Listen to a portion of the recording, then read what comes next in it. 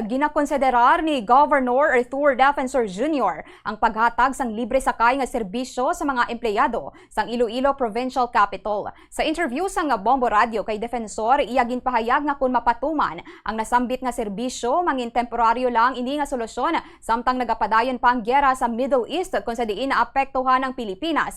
Rason nga nagsaka ang presyo sang gatong. Suno man sa iya, padayon man sila nga nagapangita sang long-term solutions.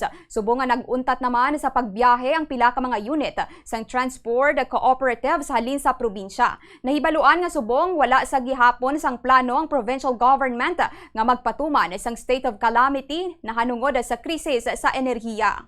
Sa Subong, yes, we can do that using our own vehicles. But as a matter of permanent policy, I don't think that is on the table right now. But pwede siya. Pero ang mga temporary measures siya. But you see the situation is developing, that is why fluid man ang aton nga mga steps that are being taken.